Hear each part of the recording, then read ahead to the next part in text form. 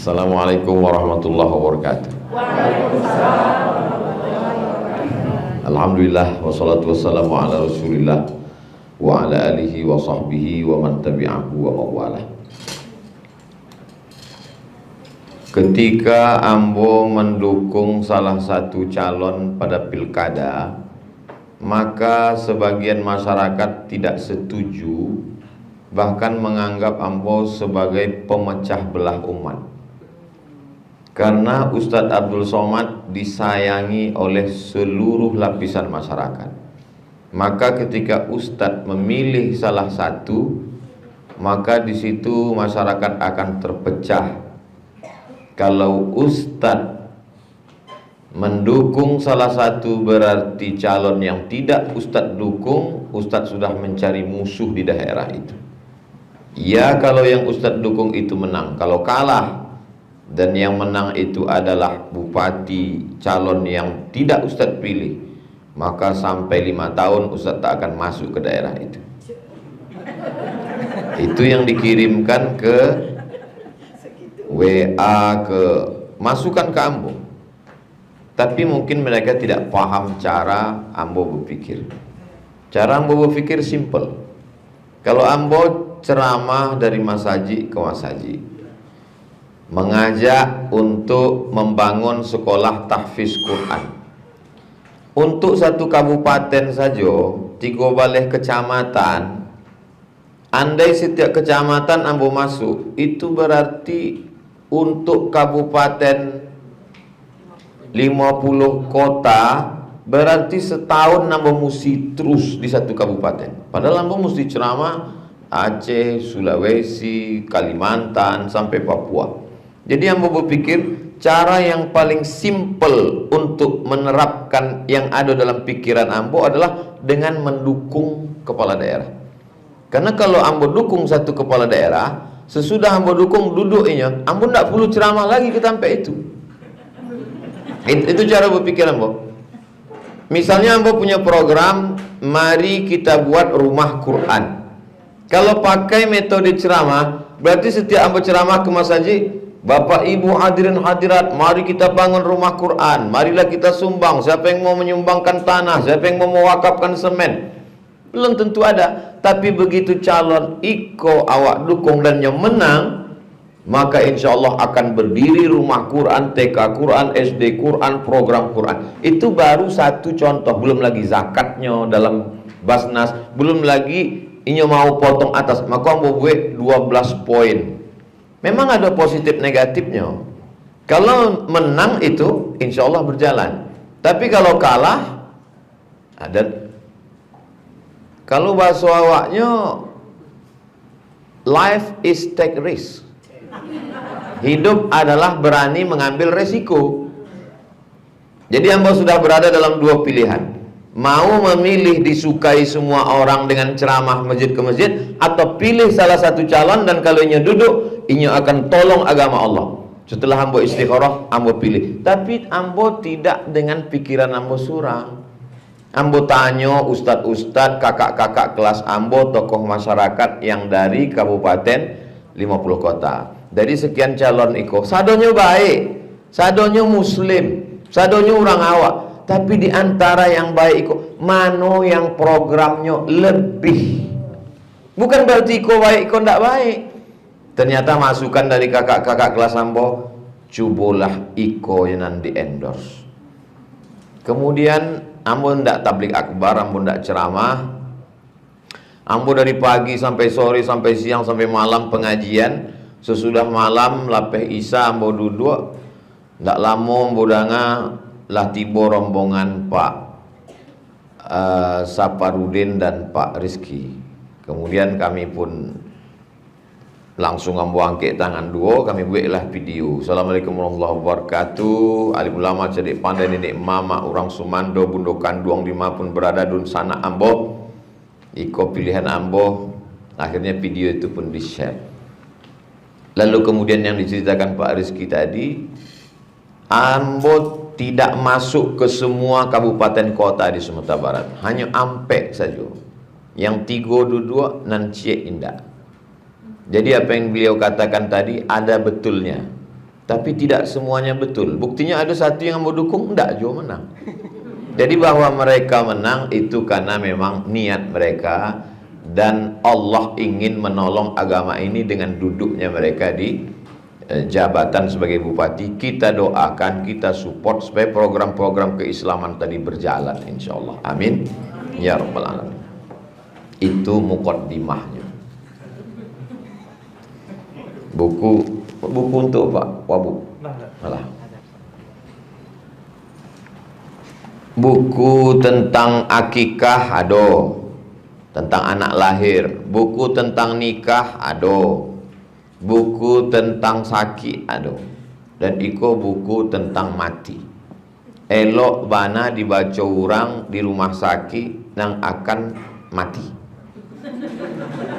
Elok bana dibaca orang yang lah kanai covid taraso napas lah pendek. Elok dibaca.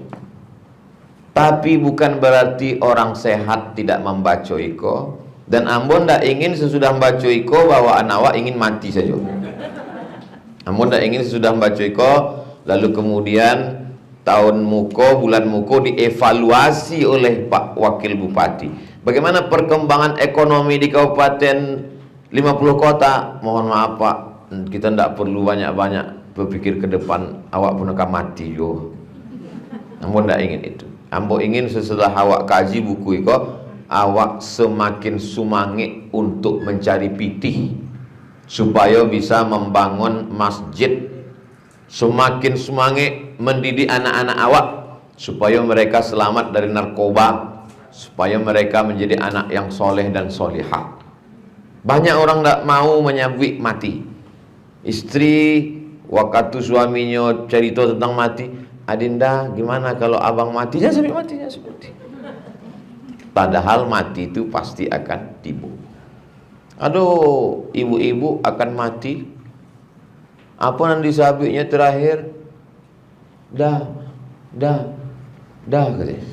Disangka suaminya memanggil udah, padahal makasihnya dangung-dangung. Ini suka makan sate dangung-dangung.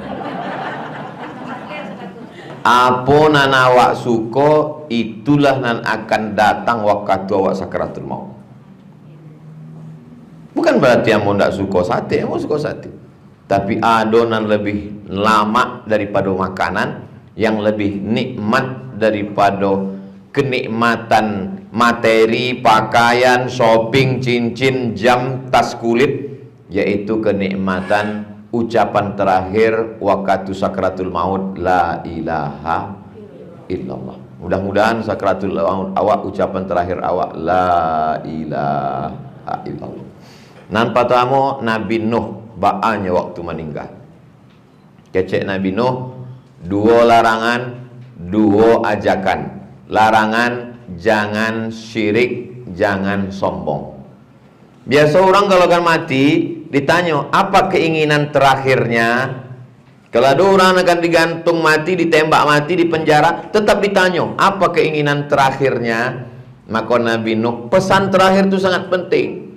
Kenapa? Karena total dari kehidupan awak, kalau umurnya 60 tahun, 50 tahun, 70 tahun, intisari dari kehidupannya itulah waktu mau sakaratul maut itu.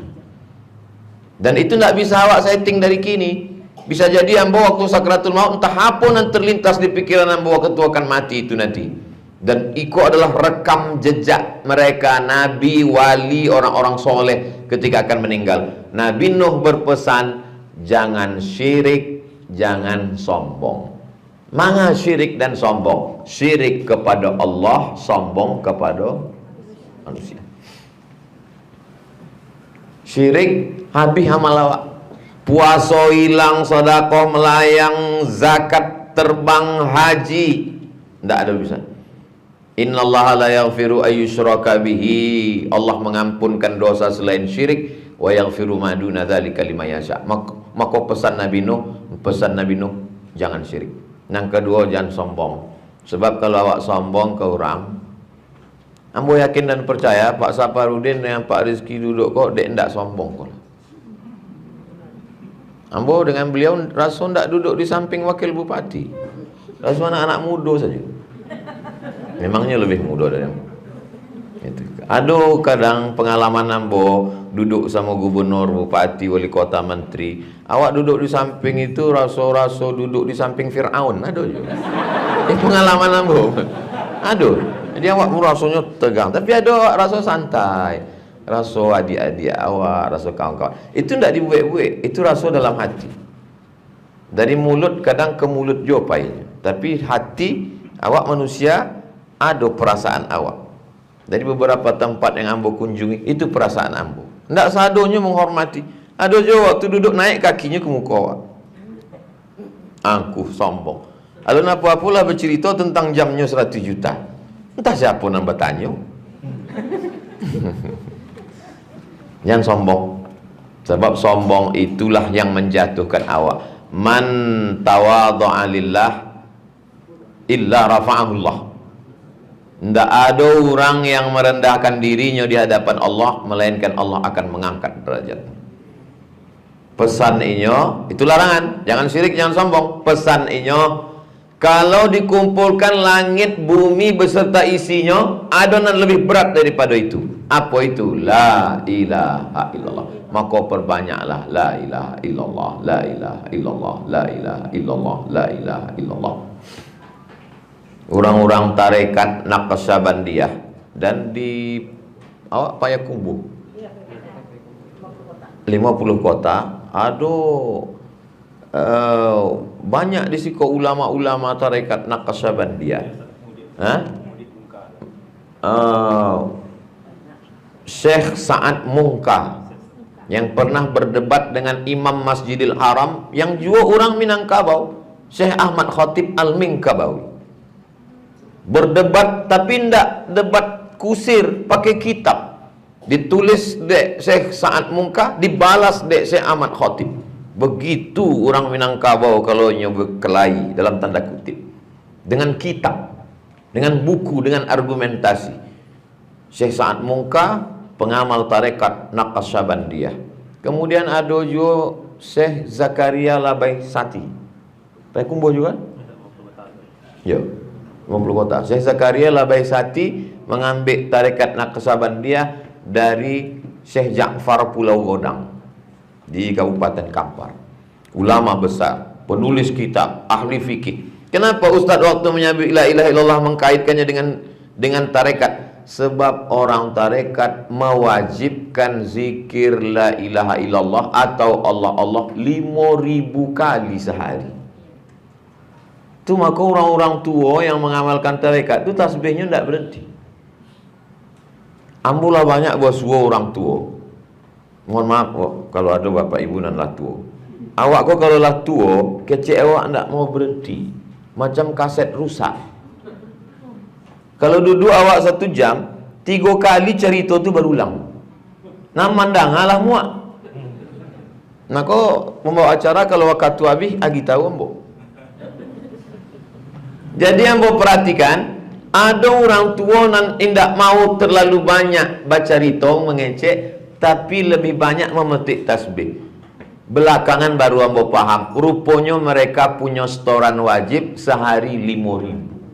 Itu makanya tidak sempat bercerita la ilaha illallah, la ilaha illallah, la ilaha illallah, la ilaha. Ambo sampai ke Mesir baswa sama Syekh Saifuddin Al-Kurdi, cucu dari Syekh Amin Al-Kurdi.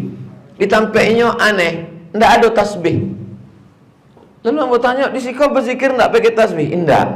Jadi apa berzikir? Pakai napas. Napas awak itu kan 2, tarik ke atas, hembus ke bawah. Waktu tariknya la ilaha illallah, la ilaha illallah, hembusnya pun la ilaha illallah. Tapi tidak disabitkan, dalam hati saja. Bisa dipakai waktu awak sedang bercerita dengan orang banyak, tapi awak tetap ingat bahwa nafas itu ditarik la ilallah. Orang yang berzikir la ilaha illallah pakai nafas, tarik la ilallah, ambil la ilaha illallah. Kalau inyo fokus, indak putus ketek balik lagi, insya Allah inyo akan berzikir sebanyak 43.000 selama sehari semalam. Inyo akan bicara yang penting-penting saja. Bak kawa pak sehat, keadaan anak-anak sehat. Habis itu fokus pada zikirnya. Tapi bukan berarti sesudah iko besok sadonyo ndak ada mau ngecek, bukan itu maksudnya. Awak tetap urusan. Tapi supaya zikir. Perbanyaklah la ilaha illallah. Nang kedua, ada sebab rezeki turun. Rasaki itu sudah dijamin bantu buah nan lah masak. Tapi kalau tidak dijolok, tidak akan jatuh ke awak. Bisa jadi diambil burung. Supaya rasaki kau turun, maka zikirnya subhanallah wa bihamdi. Pesan Nabi Nuh, jangan syirik, jangan sombong, amalkan dua la ilaha illallah subhanallah wa bihamdi. Pesan yang sangat berharga, pelajaran dari Nabi Nuh alaihissalam. Nabi Nuh umurnya 950 tahun. Kalau lagi duitnya kini barakali ganti KTP dan KK. Intisari dari kehidupannya nan 950 tahun, 1000 tahun kurang 50 itu terangkum dalam ampe perintah dan larangan. Larangan jangan syirik, jangan sombong. Perintahnya perbanyak la ilallah subhanallah wa bihamdi. Kadang awak kau banyak Ustadz Iko menyabui zikir dan paling rancak solawat. Buya Iko menyabui la ilaha illallah. Ustadz Iko menyabui Allah Allah. Ustadz Iko menyabui subhanallah wa bihamdi. Mengaji rajin. Jadi mana yang diamalkan? Itulah cik pun alun leh. Awak pilih saja. Kalau rasa nyaman selawat, selawat. Kalau Ustaz sendiri, ambo yang selalu mengamalkan dua, la ilaha illallah dengan Allahumma salli ala Sayyidina Muhammad wa ala ali Muhammad. Subhanallah bihamdih tetap. Amalan-amalan yang diagih dek guru tetap ambo amalkan. Tidak bisa sadonyo, jangan tinggalkan sadonyo. Boleh awak pilih salah satu dari yang terasa awak nyaman. Habis Nabi Nuh alaihissalam. Nabi Yusuf. Kecek Nabi Yusuf sebelumnya meninggal. Nabi Yusuf ikut di Mesir.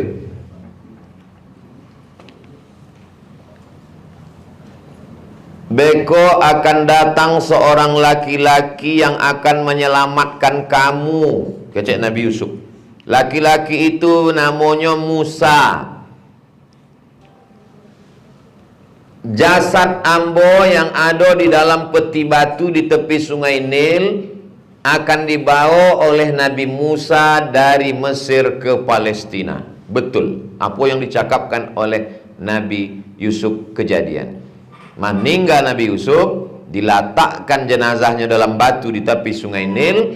Beribu tahun sesudah itu Yusuf punya anak, Yusuf punya saudara namanya Yahuza. Yahuza punya cucu cicit namanya Imran. Imran punya anak namanya Yusuf. Yusuf itulah Imran punya anak namanya Musa. Musa itulah yang kemudian lahir membebaskan bangsa Israel nan ada di Mesir dari penindasan Fir'aun. Dan kemudian Musa membawa jenazah Nabi Yusuf alaihissalam. Nanti Musa itu akan memakamkan aku di samping datukku di Palestina. Dan Nabi yang dimaksud adalah Nabi Yakub. Yakub punya anak namanya Yusuf. Yusuf punya saudara namanya Yahuza. Yahuza punya anak cucu cicit namanya Imran. Imran punya anak laki-laki namanya Musa. Musa punya saudara laki-laki namanya Harun. Tapi Musa tidak sampai ke Palestina. Dek Musa meninggal di Sinai, dataran Sinai gurun pasir. Kemudian perjalanan itu dilanjutkan oleh murid Nabi Musa namanya Yusha bin Nun. Namanya Yusha, tulis Arabnya. Orang barat menyebutnya Joshua. Yusha, Joshua. Sulaiman, Solomon. Nuh, Noah. Umur Nabi Yusuf 120 tahun. Umur awak 60 tahun. Datang Covid 39. Nabi Musa alaihissalam. Nabi Musa ko punya istri. Kece istrinya Musa. Berdoalah kepada Allah. Apa doanya? Supaya Allah menikahkan engkau dengan aku di surga. Mantap. Kalau apa anda ikut di siko, bisa ibu sabit beko di rumah. Papa, apa doanya tadi? Minta rasaki, terus anak soleh. Ada yang belum, Pak? Apa? Allah menikahkan kita di surga. So sweet, kata Pak.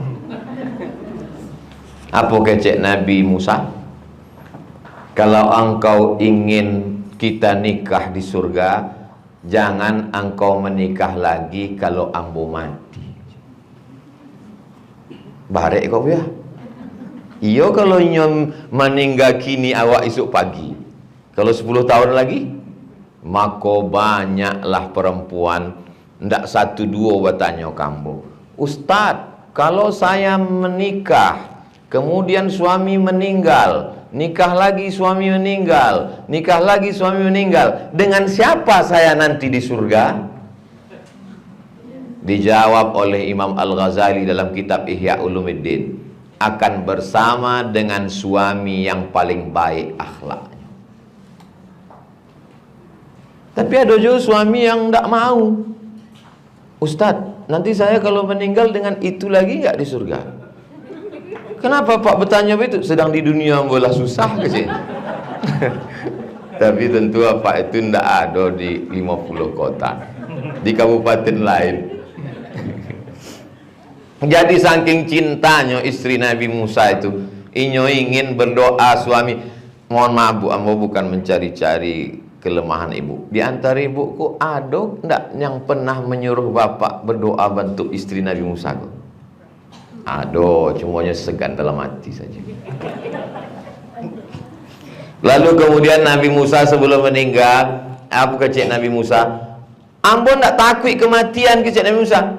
Ambo tak takut mati itu. Nan ambo takut kenapa? Kalau roh ambo keluar dari jasad, lidah ambo kering dan lidah iko indak bisa lagi dipakai untuk menyabui la ilaha. Itu nan ditakutkan. Bukan hanya takut mati dimakan cacing tanah, enggak. Kalau ambo mati, lidah ambo kering ndak lagi bisa dipakai untuk menyebut la ilaha illallah. Diimbaunya anak-anak padusinya. Siko. Aku cek Nabi Musa ke anak padusinya. Beko kalau aku mati, kalian mengutip kapas. Kapas itu dipintal menjadi benang. Benang ditenun menjadi kain. Juallah itu untuk makan. Jangan menjual harga diri.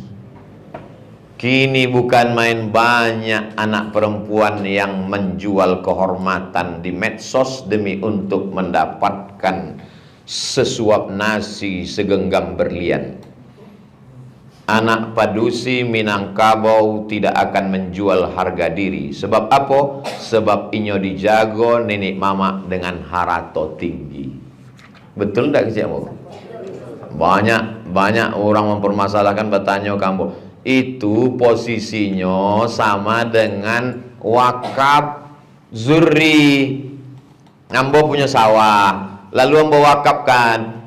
Di ambo khawatir anak-anak padusi, cucu-cucu ambo padusi, iyo kalau lakinya kayu, iyo kalau nya berpendidikan, kalau nya susah, daripada nya mencari makan ke tempat lain, tak terjamin, berzina, mohon maaf.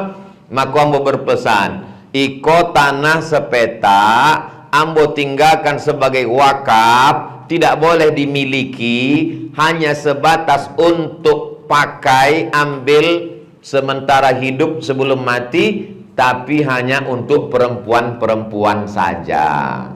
Orang yang tak paham dia komen, pahami dulu. Kalau laki-laki Minangkabau merantau, bekerja, dapat hasil, dapat buka rumah makan, tetap dibagi menurut hukum Islam. Jadi dia mau tanya. Orang merantau dari Payakumbuh, yo. Beko ke Rajo banyak dapat pitih, yo. Kalau meninggal harta warisan, yo dibagi menurut hukum Islam. Anak laki-laki tetap dibagi 2 kali bagian anak perempuan. Lalu tuduhan yang mengatakan hanya untuk anak perempuan saja, itu kebun padinan di kampung. Oh begitu. Untuk apa itu dibuat oleh nenek mama? Menjaga supaya anak perempuan jangan sampai menjual harga diri. Harga vaksin tak Pak? 3 pesan Nabi. Musa alaihissalam. Banyak banalah pesan-pesan kau ya. Ya terserah pilih manonan raso lama. Ustaz baca sadonya kok? Tak. Kalau baca sadonya awak sakaratul maut. Nabi Muhammad SAW amat sayang dengan sahabatnya namanya Abu Bakar. Sampai ditulis dalam Al-Quran, idhuma fil ghari, ketika mereka berdua berada di dalam gua, idh yaqulu li sahibihi la tahzan, ketika mereka berdua berada di dalam gua, la tahzan, don't be sad, jangan cameh, jangan takwid, innallaha ma'ana, Allah bersama kita. Sampai pada akhirnya Abu Bakar berpesan, kalau ambo mati, bawalah jenazah ambo ke makam Rasulullah, ketuk 3 kali, ucapkan salam, assalamualaikum ya Rasulullah. Kalau pintunya terbuka, makamkan jenazah ambo di samping makam Rasulullah. Tapi kalau pintunya tak kunci, bawalah jenazah ambo ke pemakaman Baqi di sebelah kiri kalau awak madok ke kiblat. Kau Masjid Nabawi, di samping Masjid Nabawi ada 3 pintu. Pintu yang pertama namanya Babul Baqi, dek menghadap ke Baqi. Pintu yang kedua namanya Babu Jibril, dek dari situ Jibril selalu masuk. Pintu yang ketiga namanya Babun Nisa, pintu perempuan di belakang, masuk kamar Fatimah. Begitu Abu Bakar meninggal, diketuk pintu makam Nabi, assalamualaikum ya Rasulullah. Jatuh gemboknya, terbuka pintunya, menunjukkan bahwa Nabi ridha menerima jasad Abu Bakar Siddiq. Maka makam itu 3, makam Nabi, makam Abu Bakar, makam Umar. Makam Utsman di Baqi, ujung agak lebar, batu ada gadang nisan. Utsman di Baqi. Ngaku awak ziarah, assalamualaikum ya Rasulullah, assalamualaikum ya Abu Bakrin Siddiq, assalamualaikum ya Amirul Mukminin Umar ibn al-Khattab. Jadi kalau ada orang nan, apa tuh Umar bin Khattab minta-minta dimakamkan di samping Nabi? Tidak, Rasulullah mengizinkannya. Kalau tidak izin Rasulullah tidak akan terbuka gembok itu. Di halaman barak tuh Bu ya, halaman 26, gembok jatuh, halaman 26 baris ketiga.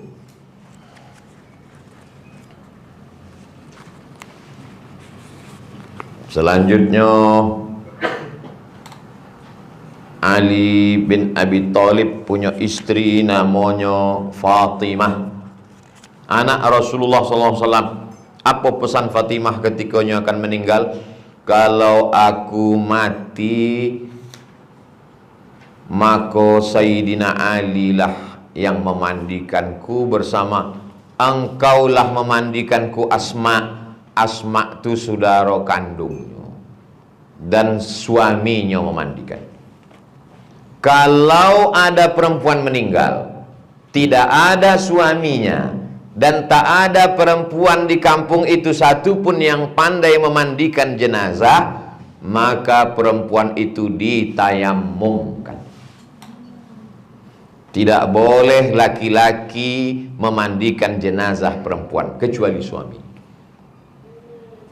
Ulang sekali lagi, kalau di kampung itu tidak ada seorang perempuan pun yang pandai memandikan jenazah, suaminya pula tidak ada, saudara kandungnya tidak ada sebatang kara, maka perempuan itu ditayamumkan. Kini banyak jenazah orang meninggal COVID di rumah sakit, sampai kemarin ribut dimandikan oleh laki-laki.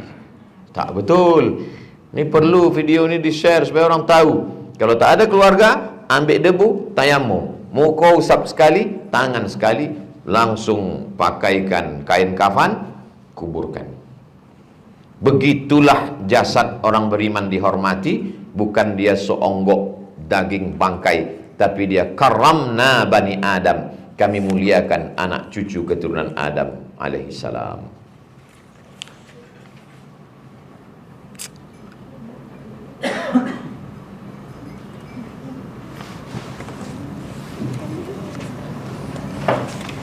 Aisyah istri Nabi meninggal.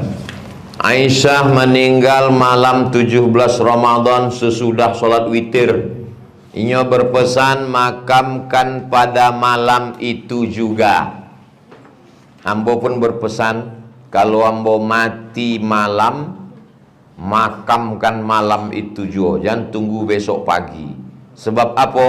Kalau awak baik, maka kita cepat bertemu dengan kebaikan kita. Kalau awak jahat, maka orang yang hidup tidak menanggung beban dosa kita. Kalau ada nan siap menggali kubur malam itu. Kalau tidak ada, tunggulah esok pagi. Tidak akan pakai beko. Jangan ditahan jenazah lama-lama, cepat kuburkan. Kalau jenazah itu baik, berarti kamu cepat membuat dia berjumpa dengan amal solehnya. Tapi kalau jenazah itu orang tak baik, maka kamu sudah membuangkan beban dari pundak kamu. Begitu kata Nabi. Maka Aisyah berpesan, kalau ambo meninggal malam itu, kuburkan. Pas macam yang dia cakapkan. Meninggal malam 17 Ramadan, malam Jumat, dikuburkan malam itu juga, lebih cepat, lebih baik.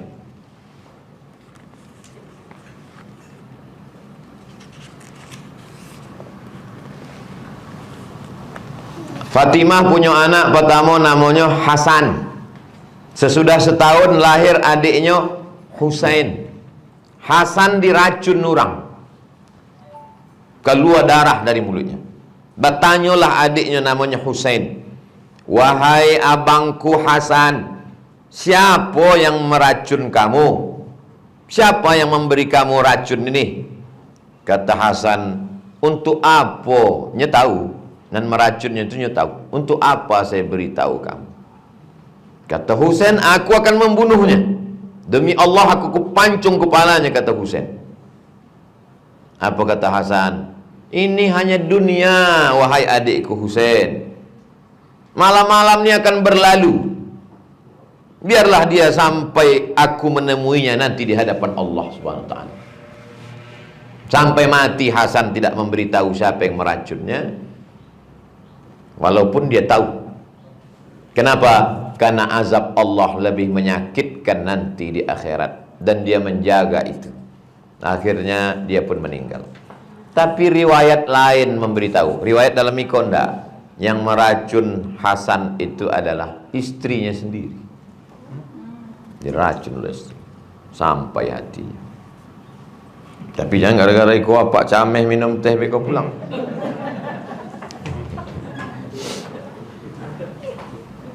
Dua baleh Husain meninggal. Husain itu adik Hasan, anak Fatimah, cucu Rasulullah SAW. Minyo hajinya 25 kali berjalan kaki. Awak sekali lah ingin berangkat, datang Covid. Tidak jadi berangkat. Lalu kemudian Hasan itu dipancung kepalanya pada tanggal 10 Muharram, Asyura. Setelah kepalanya dipancung di Karbala, lalu kemudian dibawa kepala Hasan itu kepada Raja Yazid. Datang Yazid mengambil tungkek. Diambilnya tungkek, ikut kepala Hasan tu, ditusuk-tusukkannya tungkek itu ke mulut Husain. Husain meninggal dipancung di tentara Yazid. Saking sakit hati dibawa kepala Yazid, ditusuk pakai tungkek mulut. Ada sahabat Nabi mencari di situ. Aku cek sahabat Nabi, mulut itulah dulu yang pernah, yang bibir, pipi, itulah yang dulu yang kau tusuk-tusuk, itulah yang dulu pernah dicium Rasulullah sallallahu alaihi wasallam. Sampai hati kalian, kata sahabat Nabi. Begitulah zalimnya mereka terhadap keturunan Rasulullah sallallahu alaihi wasallam. Dia mati syahid. Bersama Husain ada 16 laki-laki dari keluarganya. Tak pernah langit menangis seperti meninggalnya Husain setelah Nabi Yahya. Nabi Husain, Nabi Yahya. Husain terbunuh pada hari Jumat tanggal 10 Muharram tahun 61 Hijrah umurnya 56 tahun 5 bulan. Jadi kita bisa saja mati terbunuh, teraniaya, terzalim, kepala putus, tidak masalah. Itu mati terhina, enggaknya mati syahid. Jadi yang dilihat itu bukan kondisi terbunuhnya, tapi sebab apa dia terbunuh. Allah Ta'ala mengangkat derajatnya. Maka kata Nabi sebelum Husain meninggal, Innal Hasan wal Husain sayyida syababi ahlil jannah. Keturunanku Hasan Husain pemimpin pemuda penghuni surga. Nanti pemuda penghuni surga itu anak-anak muda yang meninggal, maka pemimpinnya nanti adalah Hasan dan Husain.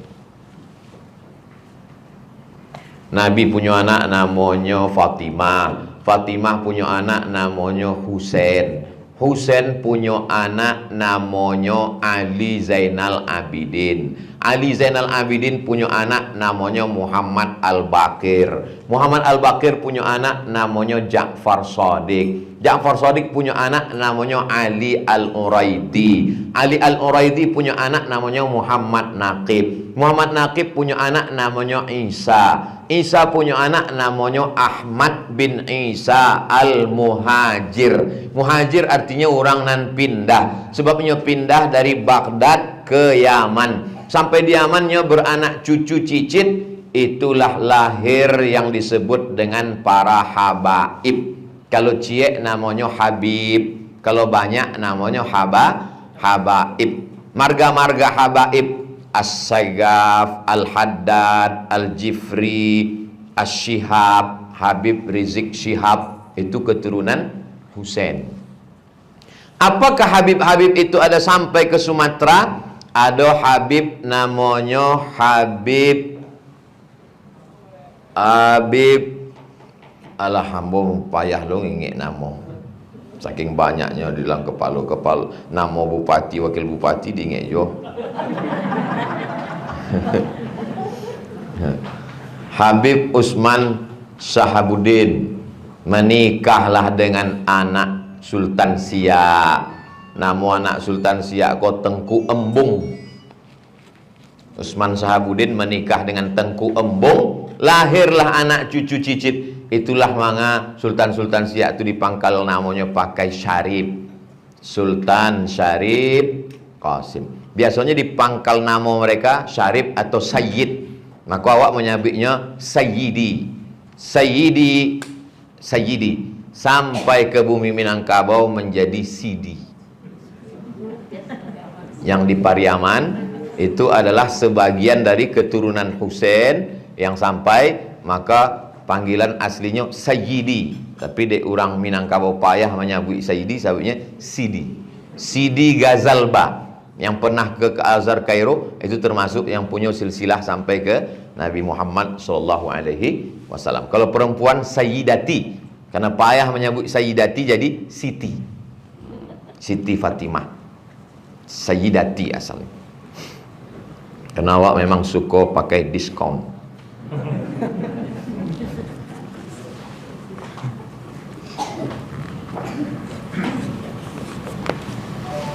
Tiga balik. Salman Al-Farisi, sahabat Nabi yang hebat. Inyo awalnya menyembah api. Salman kok. Salman Al-Farisi. Farisi artinya Persia.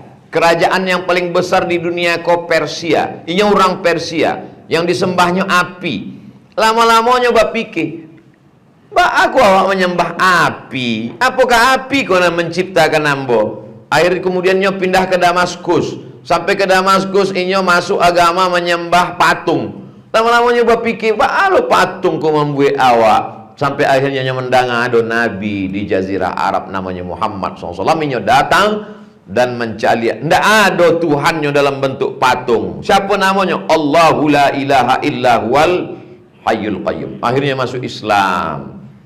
Inyolah yang punya ide kalau berperang mesti menggali parit. Parit itu bahasa Arabnya khandak. Maka peperangan itu disebut dengan perang khandak. Salman Al-Farisi, panglima perang luar biasa. Ba'a wakatunya meninggal. Nomor 3 balik. Salman Al-Farisi wakatunya meninggal, dicaliak di kamarnya Yang ada cuma tali pangike keledai, kemudian tikar, beberapa barang kalau dinilai 20 dirham. 1 dirham itu 3,11 gram perak. 3 gram kali 20 sama dengan 60 gram. 60 kali 70 ribu sama dengan 4.200.000 lah harta warisannya. Orang sehebat itu, harta warisannya cuma kalau dihitung kini sampai 1.200.000. Tidak sampai tunjangan ibu. Lalu kemana harta dia yang lain? Disedekahkannya fi sabilillah. Bukan miskin. Sahabat Nabi itu bukan miskin, tapi mereka hidup sederhana. Walaupun tidak selamanya sederhana itu murah.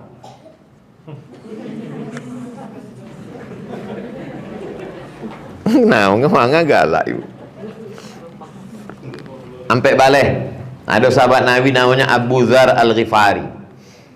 Kece Abu Dzar Al-Ghifari, kalau ambo meninggal, mandikanlah aku, kafankanlah aku, bawalah jenazahku, letakkan di tepi jalan. Karena ditinggal di gurun pasir, lah ada orang. Anaknya padusi surang. Kece anaknya beko kalau ayah meninggal, apa cara ambo mengubur? Beko kalau ambo mati, mandikan ambo, kafankan ambo, letakkan di tepi jalan. Ikut saja kecil ambo kok. Anaknya taat dibuatnya, dimandikannya, dikafankannya, diletakkannya tepi jalan. Ndak lama sesudah itu lewatlah musafir. Musafir tiba-tiba lalu mereka buka, mereka tanya. Kebetulan musafir itu sahabat Nabi namanya Abdullah bin Mas'ud. Dan dia tahu bahwa jenazah itu adalah jenazah sahabatnya namanya Abu Dzar Al-Ghifari. Apa maknanya? Bahwa orang-orang soleh itu tahunya bahwa Allah tidak akan menyia-nyiakan jenazahnya. Yang kedua, almar'u ma'aman ahab. Orang kalau dia berkasih sayang, dia akan tetap bersama. Tidak bersama waktu hidup, waktu mati bersama. Tidak bersama di dunia, waktu di surga bersama. Insya Allah kita bersama di surga bersama Nabi Muhammad SAW. Tapi ada juga orang dan tidak mau di surga bersama Ustaz.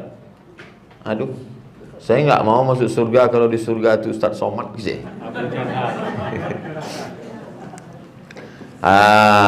Lima balik. Ada periwayat hadis namanya Abu Hurairah. Paling selalu awak dangan namanya kalau hadis Abu Hurairah. Abu Hurairah. Maka Abu Bakar tidak sebanyak Abu Hurairah. Sebab Abu Bakar sibuk mengurus politik. Umar sibuk dengan usahanya. Utsman sibuk dengan bisnisnya. Abu Hurairah tinggal di rumah samping tempat Nabi namanya Ahlus Suffah. Inyo ikut ke rumah Nabi, makan sama Nabi, berjalan dengan Nabi, perang dengan Nabi. Maka waktu inyo dengan Nabi lebih banyak daripada yang lain. Itulah maka riwayat hadisnya lebih banyak. Sikit-sikit Abu Hurairah, sikit-sikit Abu Hurairah. Namo inyo Abdurrahman, tapi dek selalu membawa kucing dipanggil Pak Kucing. Abu Hurairah. Pesan Abu Hurairah, kalau aku meninggal nanti jangan buat tenda di atas kuburku. Biasa ada orang meninggal dipasang tenda bentuk kemah supaya orang berziarah teduh. Ini berpesan jangan buat. Yang kedua pesannya, jangan iringi jenazahku dengan mangkok besi tempat perapian.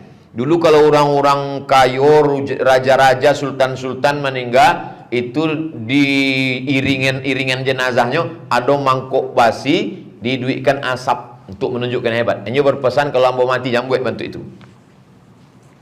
Yang ketiga, cepat-cepat kuburkan aku, jangan lama-lama.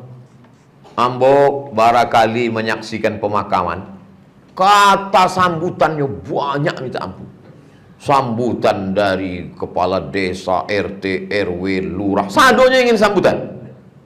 Ambo perlu diminta tausiah di situ. Tidak mau, ambo. Ambo kalau tausiah melapeh jenazah ndak mau. Ustaz silakan tausiah, ndak, capek kuburan.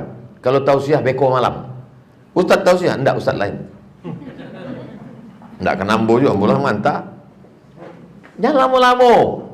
Kalaupun ingin juga pesan pendek. Assalamualaikum warahmatullahi wabarakatuh. Mari kita doakan ini, keluarganya kita hibur, bawakan nasi karena mereka sudah dalam kesusahan. Jangan lagi dia masak, jangan lagi dia dibebani dengan beban-beban yang memberatkan. Demikian, assalamualaikum warahmatullahi wabarakatuh.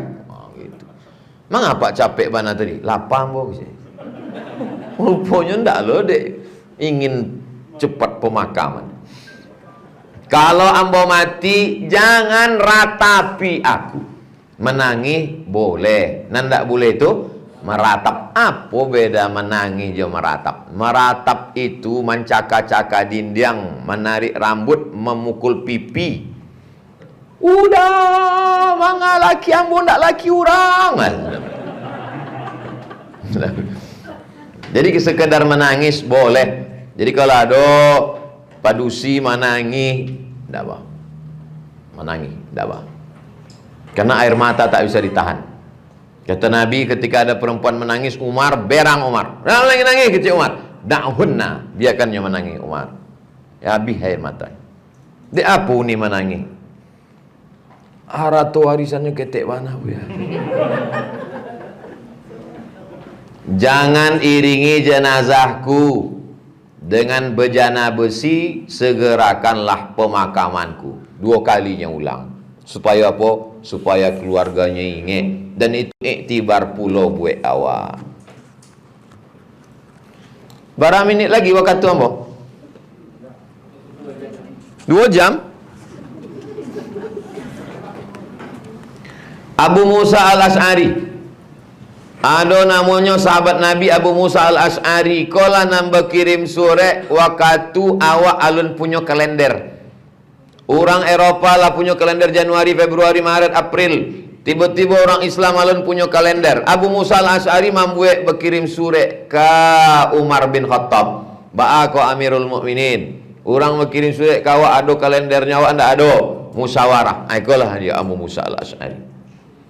Waktunya sakit, nya berpesan, pergilah kalian gali kuburku, lapangkan dan dalamkan. Pailah satu orang ke tanah pekuburan, mereka gali dalam, mereka lapangkan. Disangka orang itu kalau dalam kuburnya, lapang kuburnya, lapang pulau alam barzah. Maka sui ambo bukan itu kecilnya. Kubur itu tidak perlu. Jangan beko berpesan bapak ibu, kalau ambo mati galikan kubur ambo seluas kamar presiden suite. Tidak. Kubur awak tetap biasa. Apa yang dimaksudnya kuburku lapang itu? Kata Musa al-Ash'ari, demi Allah, kubur itu nanti ada yang di dalamnya seperti rumah besar. Kuburku itu dilapangkan setiap sudutnya 40 hasta. Kok hasta? Sudut kubur awak itu bisa luasnya 40 hasta. Saking kan lapangnya. Kemudian dibukakan pintu surga. Aku bisa melihat istriku dan rumahku di dalam surga. Itulah yang aku tengok setiap hari. Itulah yang selalu awak doakan. Allahumma ja'al qabrahu raudatan min riyadil jinan. Jadikanlah kuburnya salah satu dari taman-taman surga. Kubur kita cuma 2. Bisa jadi taman surga, bisa jadi lubang neraka. Maka kalau awak lewat di kubur, awak doakan assalamualaikum ya ahlad diyar minal mu'minin wa inna insyaallah bikum lahiqun yarhamullahul mustaqdimin wal mustakhirin nas'alullah lana wa lakumul afiyah. Mudah-mudahan awak sadonya selamat dari azab kubur. Sebelum salam awak doa, fil alamina innaka hamidum majid. Allahumma fir lima qaddamtu wa ma akhartu wa ma asrartu wa ma a'lantu wa ma asraftu wa ma anta a'lamu bi minni antal muqaddimu wa antal muakhiru la ilaha illa anta subhanaka inni kuntu minaz zalimin. Minta ampe. Allahumma inni a'udzubika min adzabi jahannam wa min adzabil qabri wa min fitnatil mahya wal mamat wa min syarri fitnatil masihid dajjal. Allahumma a'inni ala zikrika wa syukrika wa husni ibadatik. Baru salam. Ambo sampai fil alamina innaka hamidum majid saja nyobuya sah. Ibarat makan pakai kicap. Cukik-cukik modal sih. Tambah. Mangga sampai fil hamil kudu masjid, mangga tak ditambah. Masih syukur ambo sembayang bu ya. Kawan ambo tak sembayang le. Ayo ju. Kita membandingkan jangan sama orang yang tak sembayang. Selanjutnya 9 baleh. Namanya Khalid bin Walid. Khalid bin Walid kalau diukur badannya, setiap jengkal itu ndak ada yang ndak luko. Lukonya 3. Bekas anak panah, bekas tombak, bekas pedang. Saking selalunya berperang bersama Rasulullah. Sebelumnya masuk Islamnya panglima perang jahiliyah. Sesudah masuk Islamnya berperang melawan jahiliyah. Tapi matinya di atas tempat tidur. Maka menjelang kematiannya apa kecek Khalid bin Walid? Ambo berperang iko, perang iko, perang iko. Setiap jengkal badan ambo ko ada bekas tombak, bekas panah, bekas pedang. Tapi kini ambo mati di atas kasur. Hidung ambo berbunyi seperti matinya seekor onta. Rupanya awak kalau mati itu berbunyi dong. Di atas kasur, hidung berbunyi seperti seekor onta. Mata para pengecut tak akan pernah tidur. Jadi kalau orang mati syahid itu tidak berbunyi. Orang mati syahid tidak sampai berbunyi. Dia apa? Putih. Mati. Tapinya tetap dapat pahala syahid karena niat. Innamal a'malu binniyat. Ada sahabat Nabi namanya Muaz bin Jabal. Kalau bapak ibu pernah mendengar sahabat yang diutus ke Yaman membawa Islam, Muaz bin Jabal. Apa kata Muaz bin Jabal? Amba indak takwi sakitnya sakratul maut. Sakratul maut yang katanya macam ditebas pedang 100 kali bertubi-tubi, tidak takut. Sakratul maut yang katanya macam kambing yang dikuliti hidup-hidup, tidak takut. Lalu yang angku takwikkan mati itu apa? Ambo takut kalau mati nanti tidak bisa lagi jihad fisabilillah. Jadi banyak awak kadang kalau ditanya di orang, Ustaz takwik mati? Iya. Takwik dia apa? Oh takwik aja ambo. Takwik bersuah hantu. Jadi takutnya itu tidak jelas. Coba awak tengok. Mereka takut mati karena takut lidahnya kering tak bisa berzikir. Mereka takut mati karena takut tak bisa lagi berjihad fisabilillah. Takut tapi alasannya jelas. Kadang-kadang kita takut, takutnya tak jelas. Mudah-mudahan setelah membaca buku kok jaleh awak. 21. Nama sahabatnya Abu Umamah Al-Bahili. Kalau ambo mati nanti, bacokanlah talqin di samping kubur ambo. Ada salah seorang yang membacokan kata lingo ambo sebelah kanan. Wahai fulan bin fulan, kalau datang malaikat bertanya marabbuka, katakan Allah. Man nabiyuka, katakan Muhammad sallallahu alaihi wasallam. Ma kitabuka, katakan Al-Quran. Inilah hadis tentang talqin mayat sesudah dikuburkan. Ambo tidak memaksa membacakan talqin, tapi hadis tentang talqin itu hadisnya hasan, kata Imam Ibnu Hajar Al-Asqalani. Ada ambo bahas tentang hadis talqin. Jadi yang mau membuat talqin silakan. Nendak mau membuat talqin, paling tidak doakan sudah pemakaman. Ama ambo, ambonan membacakan talqin. Jamaah meninggal kawan ambo karena COVID, datang keluarganya, bacakan talqin. Siapa membacakan talqin? Ustadz Somad. Ambo bacakan. Tapi kalau ambo menyodorkan diri, indah. Tapi kalau menyalahkan orang baca talqin, jangan. Sebab hadis tentang talqin itu adalah hadis hasan. Hadis hasan itu sama dengan sahih, cuma beda seketik saja. Dan tidak ada ikhtilaf tentang boleh mengamalkan hadis hasan. 22. Nabi punya anak namanya Fatimah. Fatimah punya anak namanya Husain. Husain punya anak namanya Ali Zainal Abidin. Ali Zainal Abidin solat sehari 1000 rakaat. Menjelangnya meninggal dunia, nya berpesan, wahai anakku, nanti hari kiamat tak ada lagi yang tersisa. Malaikat mati, nabi mati, rasul mati, sado alam hancur lebur. Yang tinggal hanya Allah subhanahu wa ta'ala, yang tinggal hanya kehendak Allah, yang tinggal hanya kemauan Allah. Maka carilah ridha Allah supaya selamat dari azab Allah.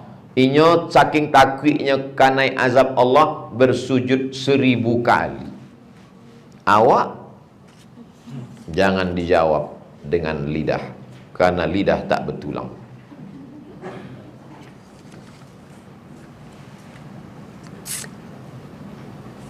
Ada namanya Imam Hanafi. Di antara imam nan ampe, imam mazhab ampe nan paling tua Hanafi. Nomor 2 Maliki, nomor 3 Syafi'i, nomor ampe Hambali. Imam Hanafi baanya meninggal, lam yaqbalil ahda bil qada, diangkat menjadi hakim tapi tidak mau. Diangkat jadi hakim tidak mau, dia menolak jabatan, dimasukkan ke penjara, meninggal dalam penjara. Itulah ulama. Menolak jabatan, raja merasa terhina, tangkap, ditangkap, di penjara, meninggal dalam penjara. Inyo ingin biarlah dihinakan di dunia, tapi dimuliakan di akhirat. Jadi ulama itu resikonya besar. Penguasa-penguasa kalau ditolak kemauannya, mereka marah. Itu yang dialami oleh imam-imam, ulama-ulama zaman dulu. Jadi dengan membaca buku iko, datang kesabaran awak, bahwa apa yang awak alami iko belum ada apa-apa. Imam Syafi'i, Imam Hanafi, Imam Maliki, Imam Syafi'i. Imam Syafi'i sebelum meninggalnya bersyair, walamma qasa qalbi wa daqat madhahibi, ketika hatiku keras dan jalanku sempit, ja'altur raja minni li'afwika salama, jalanku sempit, hatiku sudah keras, saking kan susahnya mati itu, hati terasa keras dan jalan sempit. Satu-satunya yang bisa aku berharap hanya maafmu ya Allah. Maafkan salah dan dosaku ya Allah. Tu'azimuni dzambi falamma qarantuhu, aku banding-bandingkan terlampau besar dosaku, banyak dosaku ya Allah. Bi'afwika rabbi kana afwuka a'zama, tapi kalau ku bandingkan dengan maafmu, ampunmu lebih besar lagi dari dosa-dosaku. Wa ma zilta dza'afwin 'anidz dzambi lam tazal, engkau terus memberikan ampunan atas segala dosaku. Tajudu wa ta'fu minnatan wa takarruma, engkau maha pemurah, maha pemaaf dan maha mulia. Imam Syafi'i yang khatam Qur'annya bulan Ramadan 60 kali, siang sekali, malam sekali. Imam Syafi'i yang hidupnya habis untuk ilmu. Imam Syafi'i yang tak pernah buat dosa dan maksiat. Begitu takutnya dia menghadap Allah. Awak jadi membaca buku kau, merenung. Ambo walaupun ambo nak menulis buku kau, tapi ambo ulang-ulang untuk mengingatkan ambo bahwa mati itu sangat dekat. Dulu mati kau rasul-rasulnya jauh. Syanu mati jamaah, Syanu mati jamaah. Kini ndak, mati kawan awak, tetangga awak, dakik, bahkan dakik. Luar biasa. Terasa mati itu begitu dekat. Entah ambo aja yang merasa, wallahu alam. 26. Imam Ahmad bin Hambal namanya.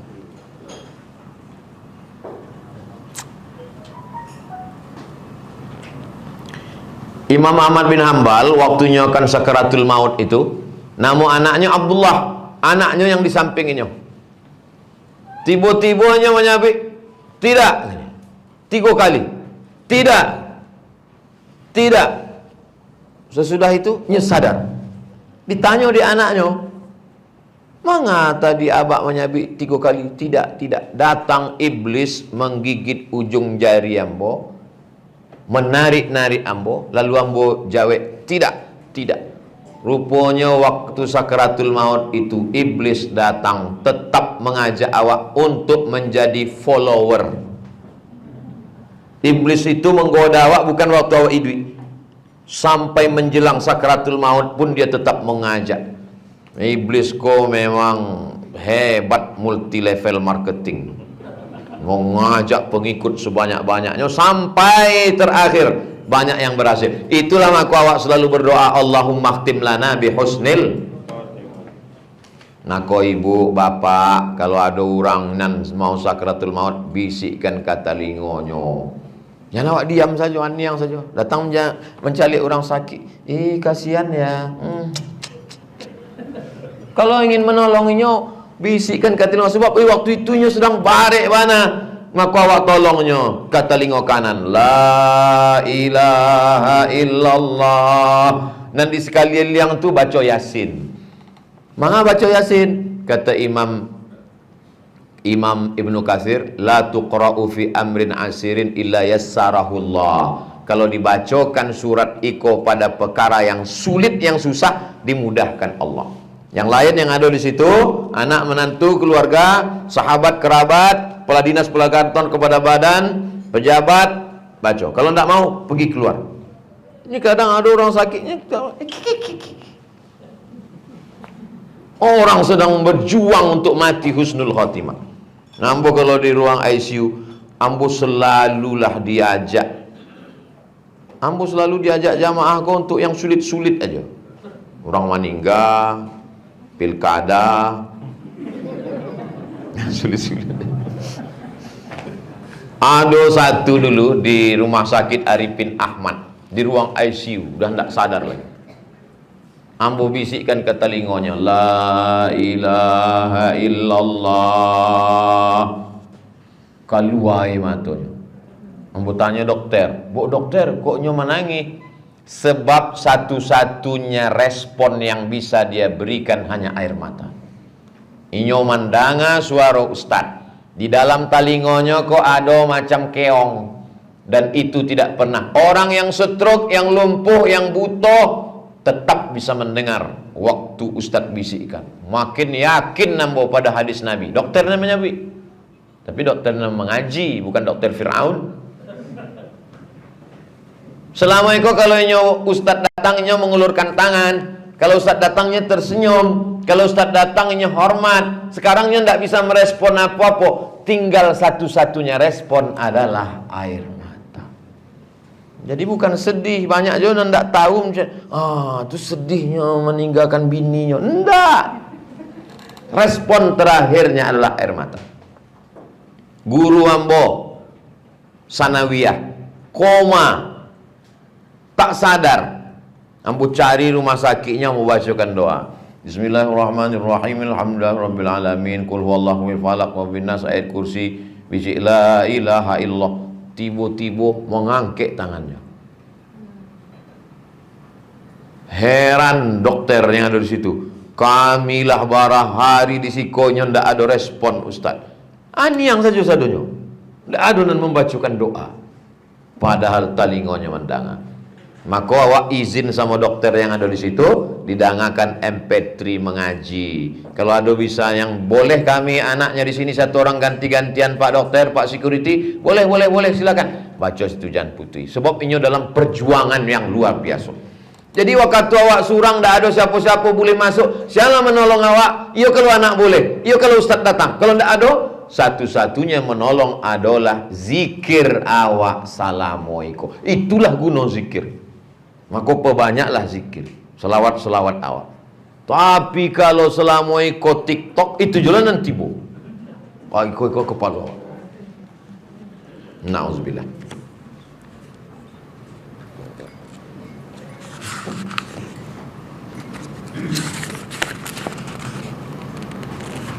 Ada namanya 27. Ada namanya Imam Syu'bah bin Ayyash. Imam Syu'bah bin Ayyash meninggal, lalu kemudian bermimpilah orang mencalinya masuk surga. Dia gih makanan kurma yang manis, yang lezat, yang berkualitas tinggi, kurma yang mahal. Ada kurma yang mahal itu di Makkah, aragonyo 100 rial, 100 rial 350.000. Orang jamaah umroh haji jarang membali itu untuk tamu. Sebab kalau itu diagih ke tamu, dimakan tamu limo, menangis. Jadi kurma yang mahal itulah diagih Allah Ta'alanya ke surga. Bertanyalah sahabatnya itu, mengapa Allah memberikan engkau balasan begitu hebat? Apa amalmu? Apa amal inyo? Setiap malam inyo mengkhatamkan Al-Quran selama 80 tahun. Lalu kemudian Imam Syu'bah bin Hajjaj meninggal dunia. Inyo punya adik padusi. Adik padusinya itu bercerita. Imam Syu'bah bin Hajjaj berkata kepadanya, apa yang membuat engkau menangis?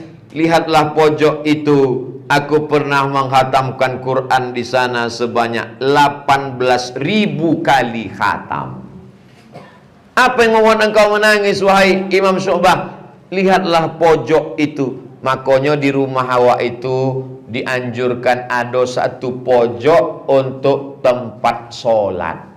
Awak selalu menyabiknya musola. Tapi awak ndak orang kaya dan rumahnya gadang ada musolanya. Paling ndak ada satu sudut pojok sajadah yang biasa.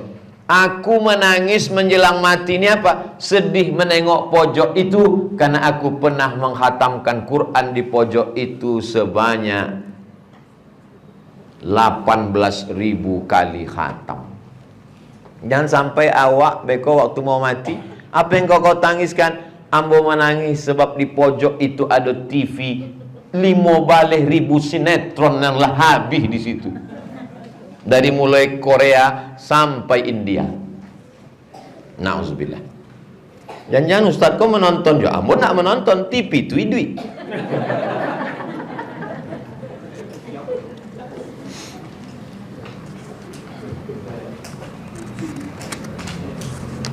Ada namanya Imam Abu Zur'ah 28.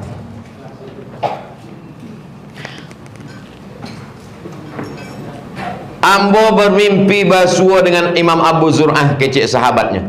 Apa yang diagi Allah kepada engkau wahai Imam Abu Zur'ah? Imam Abu Zur'ah menjawab, ambo basua dengan Allah, dan Allah berkata, wahai Abu Zur'ah, didatangkan anak kecil kepadaku, aku perintahkan dia masuk surga. Bagaimana dengan orang yang menghafalkan sunnah dan hamba-hambaku? Abu Zur'ah, sedangkan anak ketek maningga, ambo suruhnya masuk surga, kusuruhnya masuk surga, kata Allah. Apalagi engkau yang menghafal hadis dan mengajarkannya kepada manusia. Ibu-ibu, bapak-bapak, walaupun bukan buya, walaupun bukan alim ulama, jangan bersedih, mengajarlah. Mengajar apa? Alif dia te alif di bawah, ya alif depan, u a i u. Mengajar apa? A a a bata bata ta bata sabah sabah. Mengajar apa? Mengajar anak awak jangan lalo. Ambil sembahyang dulu. Bismika Allahumma ahya wa amut. Jangan lalo.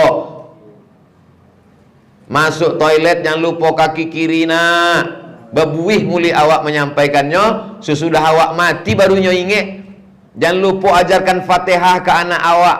Ambo tidak mau mendikte ibu-ibu sekalian, tapi cuba ingat-ingat, barakali ibu mengajarkan Fatihah ke anak, yang Fatihah itu akan dibacanya 7 balik kali sehari semalam, mengalir pahalanya. Ambo pertama kali belajar alif dia te alif di bawah alif depan u ka ama ambo. Membaca Quran khatam dari Al-Fatihah sampai ke An-Nas ke ama ambo. Nampak tamu kali menyuruh ambo membaca surat Al-Kahfi malam Jumat, baca Yasin, ama ambo. Ama ambo ndak ustazah, ndak guru, perempuan biasa, tapi nyo mendidik ambo, dan sampai hari ini kalau ambo maja mengalirlah pahalanya ke makam inyo insyaallah. Ambo selalu mendidik anak-anak perempuan, selalu ambo sampaikan, kalian bukan perempuan biasa, kalian perempuan luar biasa yang akan melahirkan para pemimpin-pemimpin bangsa di masa akan datang. 29. Imam Abdullah Al-Mubarak. Imam Abdullah Al-Mubarak sebelumnya meninggal, inyo makan sawit pakai top. Sawit itu tepung gandum. Tepung gandum diagi minyak sapi, dimakannya sawik. Sesudah makan sawik itu inyo awi, haus, ingin minum, tapi tidak ada orang yang membawakan air. Yang membawakan air satu-satunya adalah pegawai kerajaan. Habisnya makan sawik, kering tenggorokannya mau minum. Tiba-tiba datanglah yang membawakan air tadi, pegawai kerajaan. Inyo ragu air iko subhat, entah halal entah haram, mati dalam keadaan haus. Walaupun mau mati tetap menjaga diri, takut minum haram. Tapi bukan berarti ambo ndak minum dari tadi, ambo khawatir kau dibawakan oleh pegawai kerajaan. Bismillahirrahmanirrahim. Mana tahu ragu, Ustaz ndak diminumnya teh dek pegawai kerajaan. Ndak. Datang puluh teh pegawai kerajaan.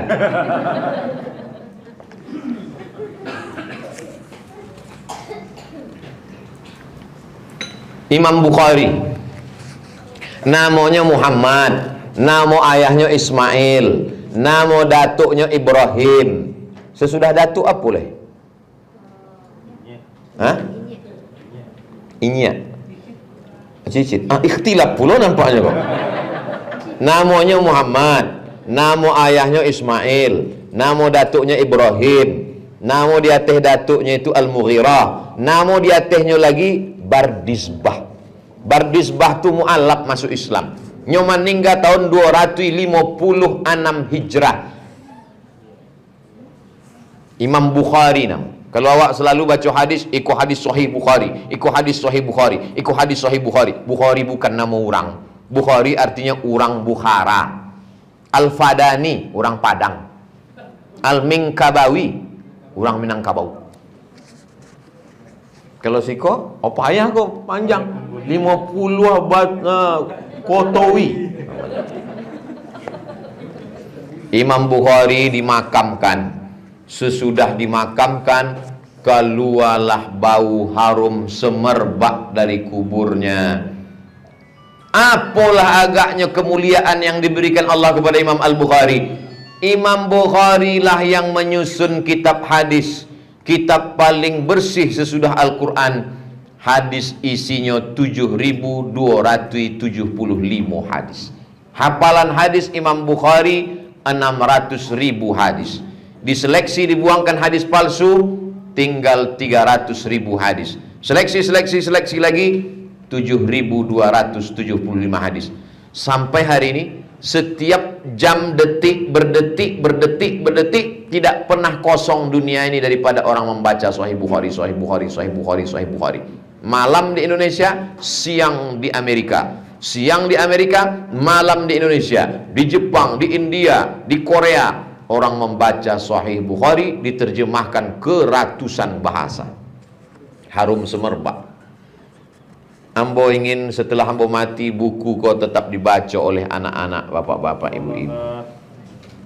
Dibacanya, dicaliaknya, siapa menulis buku kau? Oh, Abdul Somad. Untuk Abdul Somad Al-Fatihah. Itulah yang sampai. Itulah yang sampai. Beda sama Pak Wakil Bupati. Inyo bara tadi anak hafal Quran. Insya Allah 1 juta anak 50 kota 50 kota akan hafal Quran. Amin. Amin. Dengan program-program. Mereka yang punya jabatan bisa menolong agama Allah dengan jabatannya. Ambo nanda ada jabatan dengan pengajian. Ibu-ibu dengan mendidik anak yang soleh. Bapak-bapak mengasih makan anak dengan yang halal.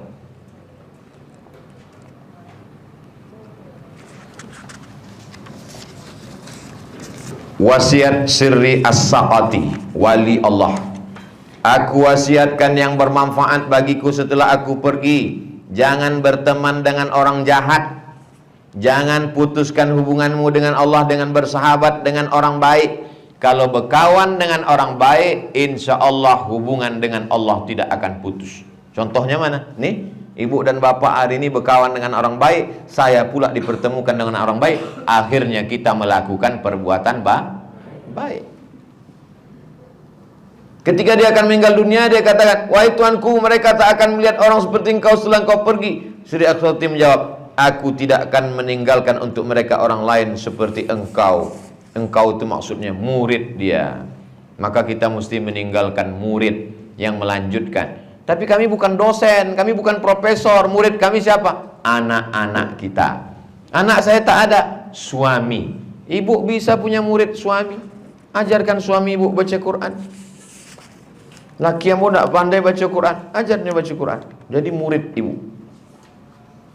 Ambo pun tidak jadi dapat baca Quran, Bu ya. Sama-sama tidak bisa, payah tuh. 32. Takbir terakhir Imam Junaid Al-Baghdadi. Imam Junaid Al-Baghdadi tak menjawab. Assalamualaikum ya Imam Junaid Al-Baghdadi. Tidak menjawabnya. Setelah beberapa saat Imam Junaid membalas salam dan berkata, maafkan, tadi saya membaca wirid rutin. Kemudian Imam Junaid menghadapkan wajahnya ke kiblat, lalu bertakbir dan meninggal dunia setelah mengucapkan Allahu Akbar. Assalamualaikum ya Syekh Junaid. Diam. Sesudah itu baru nyanyi. Mohon maaf tadi ambo tidak menjawab sebab ambo sedang membaca wirid ambo. Maka awak mesti ada wirid awak. Kalau ada ibu yang mewiridkan tasbih 1000 kali, teruskan. Kalau ada yang mewiridkan solawat 100 kali, teruskan.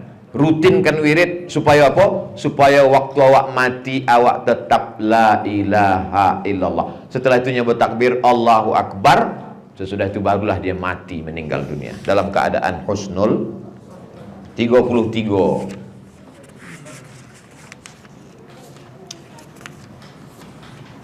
Ketika akan meninggal dunia, mereka para malaikat datang memberikan kabar gembira kepadaku tentang istana di surga. Wahai Imam Salam, wahai Imam Ibnul Mamfaluti, inilah surga tempat engkau nanti. Malaikat mengepakkan sayapnya. Malaikat itu bersayap, dikepakkannya sayapnya, dikepak sayap itulah nampak tempat dia di surga. Awak kadang jangan sampai di surga, sampai parkir di hotel pun tidak nampak. Sampai parkir di masjid untuk ceramah pun tidak tahu awak. Ditanya ke security, mana parkir tempat ustaz? Tidak ada ustaz, semuanya sama. Orang yang soleh itu dinampakkan tempatnya di surga, lalu kemudian dia mengucapkan salam kepada kamu. Lepaskanlah pakaianku, mereka sudah tiba membawa perhiasan-perhiasan surga. Orang-orang soleh itu maka waktu dibuka mukonya tersenyum, mati dalam keadaan senyum. Kenapa orang meninggal itu senyum? Kata Ustaz Somad, mati itu sakit. Kalau sakit tentu mukanya cemberut, macam jeruk purut dipijak gajah. Ini kenapa dia tersenyum? Hilang sakitnya karena menengok nikmat. Payah hamba menangkuk buya. Ba'a hilang sakit dek menengok nikmat. Yang bisa memahami itu ibu-ibu. Mohon maaf, beribu maaf. Waktu ibu melahirkan anak sakit tak? Sakit. Tapi kemudian datang suster bidan membawa anak itu, melekapkannya ke ibu, ibu peluk, ibu senyum tak? Hilang sakit. Inilah yang tak bisa diceritakan laki-laki. Sehebat-hebatnya laki-laki tak bisa menceritakan. Kalau ada yang ingin mencuba makan mangga sama biji-bijinya, keluarkan bule-bule. Kenapa perempuan yang baru melahirkan anak itu tersenyum memeluk anaknya, padahal saat itu dia sedang merasakan sakit, sikit lagi mati. Agak-agaknya begitulah saat sakaratul maut menengok tempat di surga. Maka dibuka penutup jenazah, tersenyum dia. Hendaknya begitulah kita mati menghadap Allah. 30 sampai sujud terakhir Ibnu Qurqul. Setelahnya salat Jumat, lalu kemudian ia membaca surat Al-Ikhlas, qul huwallahu ahadunillahu samad lam yalid wa lam yulad wa lam yakul lahu kufuwan ahad, qul huwallahu ahadunillahu samad lam yalid wa lam yulad wa lam yakul lahu kufuwan ahad. Sudah itunya bersyahadat 3 kali, asyhadu an la ilaha illallah, asyhadu anna muhammadar rasulullah. Habis itunya bersujud, lalu kemudian meninggal dalam sujudnya itu. Aqrabu ma yakunul abdu min rabbih wa huwa sajid. orang yang paling dakek dengan Allah bukan di Makkah. Orang yang paling dakek dengan Allah adalah ketika sedang bersujud, mati dalam keadaan bersujud. Mati tidak bisa di request, sesuai dengan amal awak. Kalau banyak sujud, mati sedang sujud. Kalau banyak menyanyi, mati sedang menyanyi. Cobalah cari di internet, lupa ambo judulnya, tapi ada pernah orang mengirimkan linknya ke ambo, adonan mati sedang bawa acara, adonan mati sedang main bola, adonan mati habis bertinju. Kalah musuhnya itu senangnya mati, kan kalah tuh duit. Padahal kalau menurut logika kan yang kalah tuh mati. Ternyata macam-macam. Terakhir namanya Hajjaj bin Yusuf As-Saqafi. Dan terakhir kau matinya kurang lama. Inyo zalim orangnya. Banyak ulama nan dianiayanya, dibunuhnya. Safak dima, penumpah darah. Wakatunya akan mati, maka datanglah Imam Hasan Al-Basri. Waktunya akan mati, diceritakan bahwanya berdoa. Apa doanya? Allahumma ghfirli wa innaka la taf'alu zalik. Ya Allah, ampunkan dosamu walaupun engkau tak akan melakukan itu. Saking kan banyak dosanya. Datang ulama ingin mendoakan inyo sembuh, inyo menjawab, ya ulama jangan doakan ambo sembuh. Sebab apa? Maaf. Dimasukkan, diikek daging diikek pakai benang, maaf beribu maaf, dimasukkan dari belakang. Sesudah itu lama-lama ditarik, daging itu dikerumuni ulat yang memakan daging. Ulat-ulat itu memakan ususnya di dalam. Datanglah ulama ingin mendoakannya. Ya sabi, usahlah doakan boleh, tak tahan lagi supaya capek aja mati. Apakah Allah menghampunkan dosanya? Wallahu a'lam bishawab. Nangka 35, 31 sampai 34 itu matinya rata-rata indah. Nangka 35 itu mengerikan karena perbuatan. Insya Allah panjang umur sehat badan akan ambo susun buku, isinya sadonyo mati yang ngeri aja sadonyo. Ambo selalu ada ide-ide, cuma kadang waktu tidak sampai. Itulah yang dapat ambo bacakan. Mudah-mudahan buku kau bermanfaat buat ambo, buat bapak ibu, buat generasi awak yang masa akan datang. Dengan membaca buku kau, awak semakin ingin mati dan semakin semangat hidup. Itu tujuan ambo. Bukan ingin mati lalu putus asa dan berserah tidak mau berbuat lagi, bukan. Mohon maaf atas segala kesilapan. Terima kasih segala perhatian. Assalamualaikum warahmatullahi wabarakatuh.